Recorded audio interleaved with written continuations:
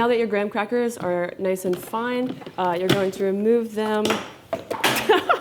God. Pumpkin pie is actually one of my favorites, so I really think that this is a unique dessert. If you like cheesecake and you love pumpkin pie, that this is really the perfect blend of the two that everyone would be wowed by at any holiday dinner that you were going to.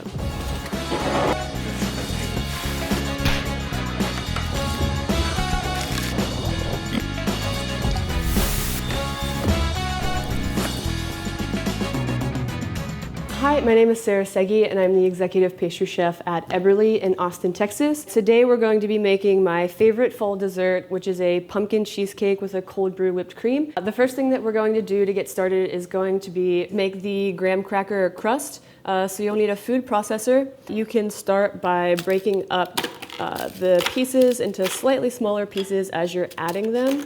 It'll just make it go a lot easier. Next, you're going to add the granulated sugar. Then you can go ahead and pulse it until they're completely fine. You'll go ahead and remove them, place them in your bowl. Next, I'm going to add the butter to your graham cracker crumbs. And I always find that it's easier to just mix it by hand rather than trying to use a spatula. And then you'll also be able to feel the consistency and know that you've added enough butter and that it's going to be able to stick to the sides of your dish. Take about half of this crust mixture that you have and place it in your pie dish. Then you want to press it around the outside so that way you can make sure that you're going to have a nice even crust all the way around your dish before you end up pressing it on the sides. You're going to use a measuring cup to press it against the edges. The best way to do that is going to be using your index finger and the edge of the measuring cup, making sure that you're pressing it nice and firm around the outside.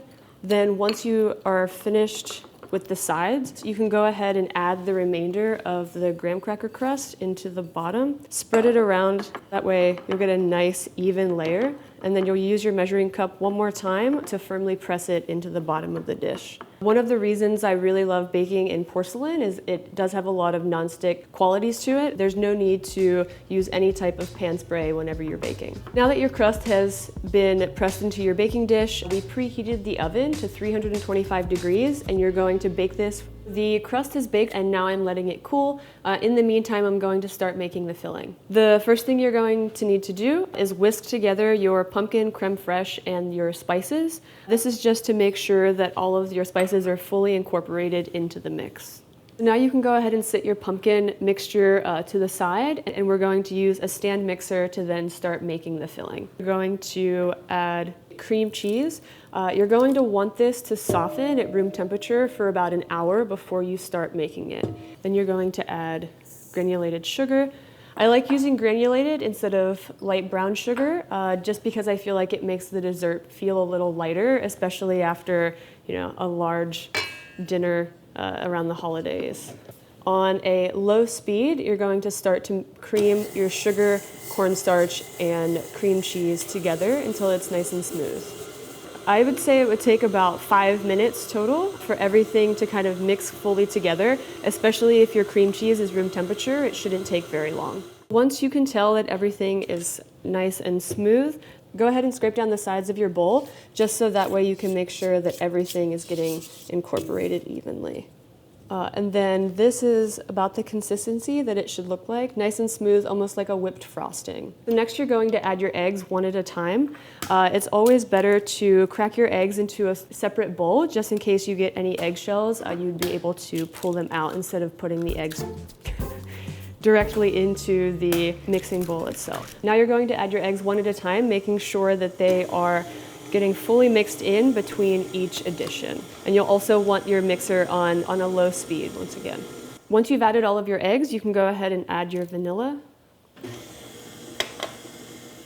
Then you're going to go ahead and scrape down the bowl one last time before adding your pumpkin puree. You're going to slowly add your pumpkin puree mix. Once you add your mix to your batter, you're going to mix it for about 2 minutes, just until it's fully incorporated, and then scrape down your bowl one last time and then give it one more mix just for about 30 seconds to make sure everything is fully mixed together. This is the consistency that you're looking for, almost very similar to a pumpkin pie filling if you've ever made. We're going to go ahead, pour the cheesecake batter into your pre-baked graham cracker crust that is then cooled completely. Now that you've filled your crust with your cheesecake batter, we're going to prep the water bath, which is how you're going to bake your cheesecake. You're going to need a roasting pan with a cooling rack in the bottom. Creating a water bath for your cheesecake is very important because it's going to create steam in the oven, which is going to prevent cracking when your cheesecake is finished. Now that you have your water in your roasting pan, you'll add your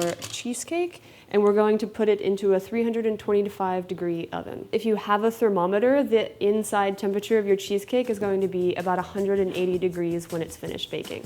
So now I've let this cheesecake cool completely to room temperature, and we're going to put it in the refrigerator overnight to let it chill. The next thing we're going to do is make our cold brew whipped cream. Add your heavy cream to the pot. Second, you're going to add your sweetened condensed milk, and then lastly, your coffee grounds. It could be coffee grounds or espresso, kind of whatever you have on hand. Once everything's in your pot, you're going to put the flame on a medium heat and kind of just let everything simmer together. You'll let the coffee grounds steep. And now that you've started to see the smaller bubbles around the outside of the pot, the coffee grounds have steeped for about 2 minutes. You're going to remove it from the heat and strain it. To strain your cold brew whipped cream into this bowl, you can just use a simple sifter fork.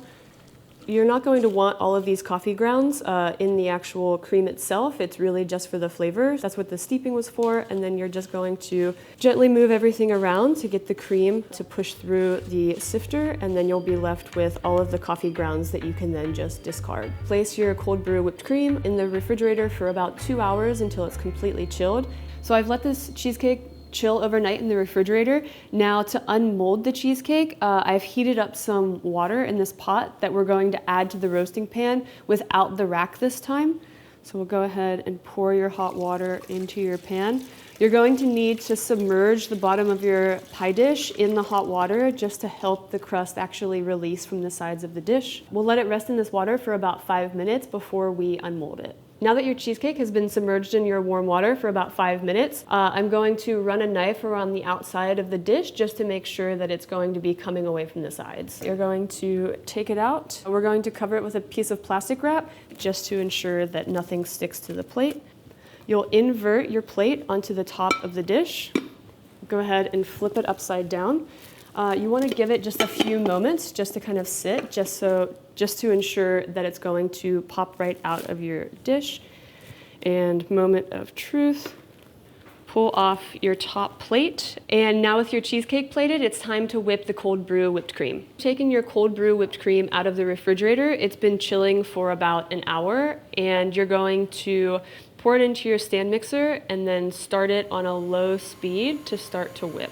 You can put it on a medium speed to start, and once it gets a little thicker, you can turn it up to a higher speed to finish the whipping process. You've been whipping your cream for a few minutes.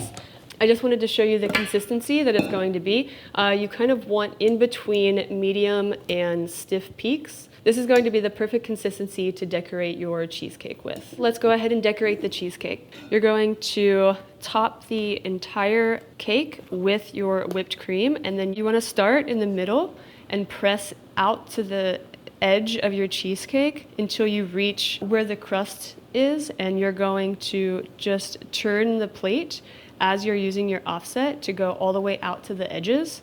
Once you've completely topped the cheesecake, then you can go back through with your offset, just making small movements on the top to do a rustic sort of decoration on the top of the cheesecake so it doesn't have to be so flat. Now that your cheesecake is decorated, we're going to cut a piece to try it. One way that I always like to cut any dessert that I make, especially if it's a cheesecake or a cake, is with a warm serrated knife. We're going to start from the center of the cake, and you want to go slowly, almost as if it were a sawing motion.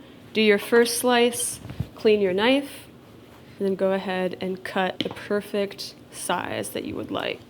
That's the pumpkin cheesecake with the cold brew whipped cream. We've plated our cheesecake. We'll go ahead and take a taste. You know, if you love pumpkin pie and love cheesecake, I really think that this is the perfect dessert for you. It's not super heavy. The cold brew whipped cream is a nice contrasting flavor. It really just reminds me of fall. If you like cheesecake and you love pumpkin pie, that this is really the perfect blend of the two that everyone would be wowed by at any holiday dinner that you were going to. I'm Chef Seghi from Eberly, and that's the pumpkin cheesecake with the cold brew whipped cream. It's a very easy recipe to make at home, and I hope that you're able to take this to your next holiday party.